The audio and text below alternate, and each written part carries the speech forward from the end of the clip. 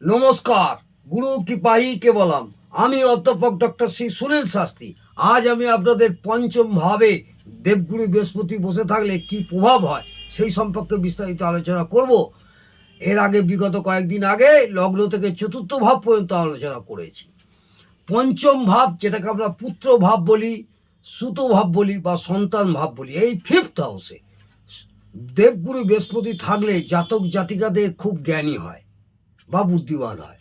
পঞ্চম ভাবে দেবগুরু বৃহস্পতি যদি থাকে কোনো জাতক জাতিকার লগ্ন সাপেক্ষে, তাহলে তারা খুব জ্ঞানী এবং বুদ্ধিমান হয়, মেধাবী হয়। কারণ পঞ্চম ভাব থেকে আমরা মেধা বিচার করি, পঞ্চম ভাব থেকে মেধার বিচার করা হয় বা বিচার করে থাকি। এবং বৃহস্পতি জ্ঞানের কারক গ্রহ, দেবগুরু বৃহস্পতি হচ্ছে জ্ঞানের কারক গ্রহ। এরা প্রতিভাশালী হয়, অনেক প্রতিভাশালী হয় এবং জীবনে খুব ভালো প্রতিষ্ঠা লাভ করে।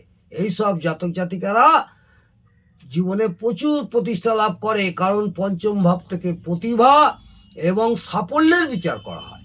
পঞ্চম ভাব থেকে প্রতিভা এবং সাফল্যের বিচার করা হয়।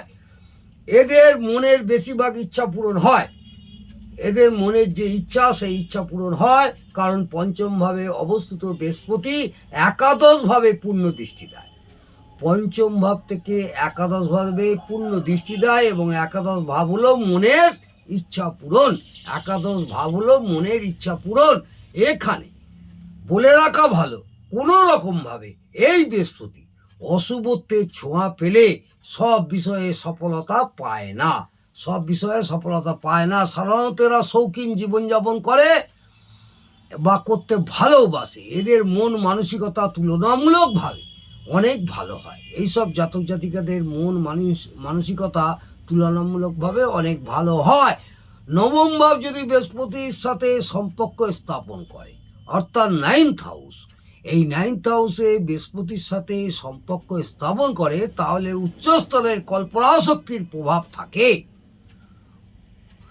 ফলে লেখালেখির ক্ষমতা এদের অনেক বেশি থাকে। বিশেষ করে মীন লগ্নের বৃহস্পতি কর্কট রাশিতে থাকলে, মীন লগ্নের বৃহস্পতি যদি কর্কট রাশিতে থাকে, এটা বেশিরভাগ ক্ষেত্রেই হয়। যেমন বিশ্বকবি রবীন্দ্রনাথ ঠাকুরের এই যোগ ছিল, অর্থাৎ তার মীন লগ্ন ও কর্কট রাশিতে বৃহস্পতি ছিল। মীন লগ্ন কর্কট রাশিতে বৃহস্পতি ছিল।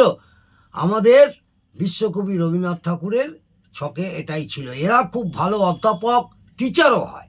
এরা খুব ভালো অধ্যাপক, টিচার হয়। এই বৃহস্পতি পাপ পীড়িত না হলে সন্তান সুখ ভালো হয়। যদি কোনো কারণে পাপ পীড়িত হয়ে যায় তাহলে বাধাপ্রাপ্ত হবে। যদি পাপ পীড়িত না হয় তাহলে সন্তান সুখ হয় এবং সন্তান ভালো হয়। কারণ পঞ্চম ভাব আমরা সন্তানের কারক ভাব। পঞ্চম ভাব হচ্ছে সন্তানের কারক ভাব ও বৃহস্পতি সন্তানের কারক গ্রহ এবং নৈসর্গিক শুভ গ্রহ। নৈসর্গিক শুভ গ্রহ। এরা খুব ধার্মিক হয়, ধর্মে মতি থাকে, পূজা অর্চনাও করে। যে কোনো পূজা অর্চনা এরা করতে ভালোবাসে এবং পূজা অর্চনা বিচার করার সঙ্গে বা শেষ বয়সে এদের আর্থিক অবস্থাও ভালো থাকে। এরা পূজা অর্চনার বিচারও করে এবং বৃহস্পতির পূজা অর্চনার কারক গ্রহ বয়স বাড়ার সঙ্গে সঙ্গে বা শেষ বয়সে আর্থিক অবস্থা খুব ভালো হয়। অর্থাৎ মধ্য বয়সের পর থেকে এদের আর্থিক অবস্থা খুব ভালো হয়। এই বৃহস্পতির সাথে রাহু যুক্ত থাকলে, এই বৃহস্পতি গ্রহের সঙ্গে যদি রাহু যুক্ত থাকে, অসম্ভব ধরনের রাগী এবং মাথা গরম হয়। অসম্ভব ধরনের রাগী এবং মাথা গরম হয়, এটা মাথায় রাখবেন।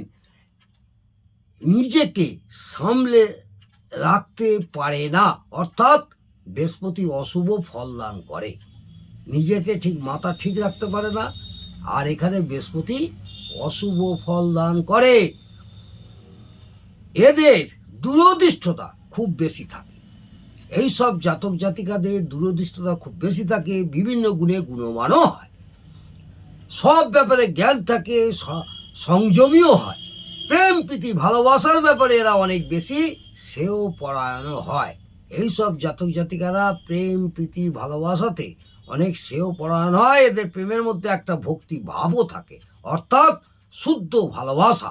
কারণ পঞ্চম ভাব হলো প্রেম ও বৃহস্পতি নৈসর্গিক শুভগ্রহ। বৃহস্পতি নৈসর্গিক শুভগ্রহ। এই বৃহস্পতি অশুভ হলে, এই বৃহস্পতি যদি অশুভ হয় পেটের সমস্যা হয়। এই বৃহস্পতি যদি অশুভ হয় তাহলে পেটের সমস্যা হয়, হজমের গোলমাল হয়। কারণ কালপুরুষের অঙ্গ বিভাজন অনুযায়ী পেট পঞ্চম ভাবে পড়ে। ও বৃহস্পতি খাদ্যের কারক গ্রহ। বৃহস্পতি হচ্ছে খাদ্যের কারক গ্রহ। এই বৃহস্পতি বুধের সাথে থাকলে একটু বাচাল হয়। এই বৃহস্পতি যদি বুধের সঙ্গে থাকে তাহলে একটু বাচাল হয়। এরা খুব সফলতা পায়, কিন্তু সব কাজের ফলেই একটু দেরিতে হয়, ভালো হয় না। অর্থাৎ 10টা কাজ করলে হয়তো 5টা সফলতা হয় ও বাকি 5টা হয় না। কারণ পঞ্চমে অবস্থিত বৃহস্পতি যেমন একাদশে পূর্ণ দৃষ্টি দেয়, ফলে কাজের সফলতা আসে, আবার বাকি 5টা ফল বিফলে যাওয়ার কারণ হলো ষষ্ঠ ভাব থেকে পরিশ্রমের বিচার করা হয়। ষষ্ঠ ভাব থেকে আমরা পরিশ্রমের বিচার করি, এবং পঞ্চম ভাব হলো ষষ্ঠ ভাবের দ্বাদশ, অর্থাৎ নেগেটিভ, অর্থাৎ সব বিফলে যাওয়া। সেই জন্য ফল লাভের সময় এরা অনেক সময় সফলতা পায় না, অর্থাৎ ফেলিওর হয়। মনে রাখতে হবে, এই বৃহস্পতি যদি পাপদৃষ্ট, পাপ পীড়িত, পাপ মধ্যগত, শত্রুগৃহগত, দুস্থানগত বা দুস্থানপতি হয়, বা বাদক স্থানে থাকে বা বাদকপতি হয়, নিচস্থ বা নাশস্থ হয়, অশুভ অ্যাসপেক্টে থাকে, তাহলে এদের শুভত্ব পার্সেন্টেজ অনেকটাই কমে যাবে। ষোড়শ বর্গে বল কম পায়, তখনও শুভত্বের পার্সেন্টেজ কমে যাবে। আবার কিছু কিছু ক্ষেত্রে খুব অশুভ হলে উল্টো ফলও দিতে পারে। অর্থাৎ শুভত্ব অশুভত্বের উপর নির্ভর করছে এইসব জাতক জাতিকাদের কতটা প্লাস হবে এবং কতটা মাইনাস হবে।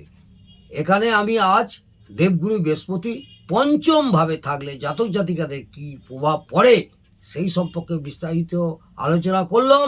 আগামী দিনে ষষ্ঠ ভাবে দেবগুরু বৃহস্পতি থাকলে জাতক জাতিকাদের কি হয় সেই সম্পর্কে আলোচনা করব। যদি আমার চ্যানেলে কেউ নতুন হয়ে থাকেন, আপনারা নতুন হয়ে থাকেন, তাহলে অবশ্যই একটা সাবস্ক্রাইব করে পাশের বেল আইকনটা টিপে দেবেন, এবং আগামী দিনে আরও সুন্দর সুন্দর ভিডিও পেতে আপনাদের অসুবিধা হবে না, এবং একটি লাইক করে আমাকে উৎসাহিত করবেন। নমস্কার, জয় মা তারা। ভালো থাকুন, সুস্থ থাকুন, আনন্দ